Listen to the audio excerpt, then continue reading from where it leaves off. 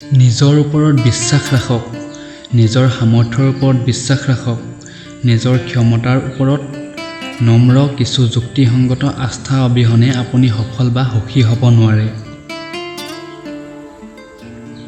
বন্ধু-বান্ধৱীসকল, যাৰ পাবলৈ আত্মবিশ্বাস আছে আৰু জিকিব বিচাৰে, এনেকুৱা বুদ্ধিমান আৰু কৰ্মঠ ব্যক্তিয়ে নিজৰ বাবে নিজে সুযোগ নিৰ্মাণ কৰি লয়। এনেকুৱা বহুতো নায়ক আমাৰ সন্মুখত আছে, যি লোকে বিশ্বত আগবাঢ়ি গৈছে। তেওঁলোকে এনেকুৱা লোক হয় যি নিজৰ মনে বিচৰা পৰিস্থিতিক বিচাৰি উলিয়ায় আৰু তেওঁলোকে মনে বিচৰা পৰিস্থিতি নাপালে তেনেকুৱা পৰিস্থিতিক নিৰ্মাণ কৰি লয়। কিছুমান লোকে সুযোগ হেৰুৱাৰ কাৰণ শাৰীৰিক অক্ষমতাক মানে, কিন্তু পৰিস্থিতিয়ে বেলেগ কথাহে কয়। 19 ছেপ্টেম্বৰ 1967 চনত জন্ম হোৱা জিম এবট আমেৰিকাত বেছবলৰ প্ৰসিদ্ধ খেলুৱৈ আছিল। অলিম্পিক খেলত আমেৰিকাক বেছবলত স্বৰ্ণ পদক দিয়া জিম কৰবেটৰ জন্মৰ পৰাই সোঁহাতৰ কিলাকুটি নাছিল।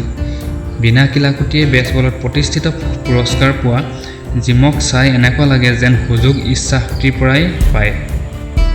কিছু লোকে ভাবে সৰু ঠাইৰ নিবাসী হোৱাৰ বাবে উন্নতিত বাধা জন্মে, কিন্তু এইটো সত্য হয় নেকি? ভাৰতৰ পূৰ্বৰ ৰাষ্ট্ৰপতি ডক্টৰ APJ আব্দুল কালামো এখন সৰু গাঁৱত জন্ম হৈছিল, কিন্তু তেওঁ বিশ্বব্ৰহ্মাণ্ডৰ জনক বনে। বন্ধু-বান্ধৱীসকল, যিকোনো কাৰ্য সৰু বা ডাঙৰ নহয়। সাধাৰণতে আমি ডাঙৰ সুযোগৰ অপেক্ষাত থাকোঁ বাবে আমি সৰু সৰু সুযোগৰ লাভ উঠাব নোৱাৰোঁ। সৰু সৰু কাৰ্যত আমি আগ্ৰহ নেদেখুৱাওঁ।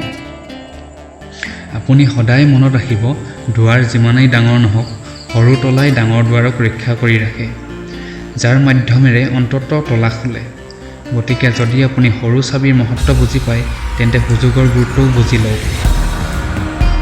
খালি এনে বহি সুযোগৰ বাবে অপেক্ষা কৰি নাথাকিব, নিজৰ যোগ্যতা প্ৰমাণ কৰি দেখুৱাওক। হাজাৰ হাজাৰ বছৰ আগৰ পৰাই আপেল গছৰ পৰা সৰি পৰিছিল।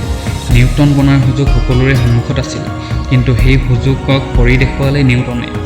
ঠিক সেইদৰে সুযোগো আমাৰ ওচৰে পাজৰে ঘূৰি থাকে, আপোনাৰ সন্মুখলৈ আহি আছে। হাত আগবঢ়াওক আৰু মুঠিত বন্ধ কৰি লওক। সদায় প্ৰস্তুত হৈ থাকক, কি ঠিক কেতিয়া ক'ৰ পৰা কেনেকুৱা সুযোগ আহি যায়। কোনো সুযোগ সৰু বা ডাঙৰ নহয়। আপুনি বুদ্ধিমান লোকৰ দৰে সুযোগক নিৰ্মাণ কৰিবলৈ শিকক। আপোনাৰ যদি কোনো সুযোগ হাতৰ পৰা ওলাই যায়, তেতিয়াহ'লে দুখ কৰি সময় নষ্ট নকৰিব। আকৌ নতুন সুযোগৰ বাবে সদায় প্ৰস্তুত হৈ থাকক।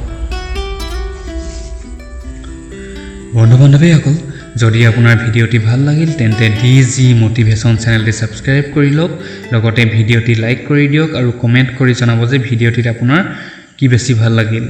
তেন্তে বন্ধু-বান্ধৱীসকল, আজিলৈ আপোনালোকৰ মাজৰ পৰা বিদায় মাগিছোঁ। মই আপোনাক লগ পাম আগন্তুক ভিডিঅ'ত, যিয়ে আপোনাৰ জীৱনত যোগাত্মক বিচাৰেৰে ভৰাই দিয়ে আৰু আপোনাক দেখায় এটা শুদ্ধ ৰাস্তা। শুনি থাকক D.G Motivation, এটি নতুন জীৱনৰ এক নতুন আশা। ধন্যবাদ।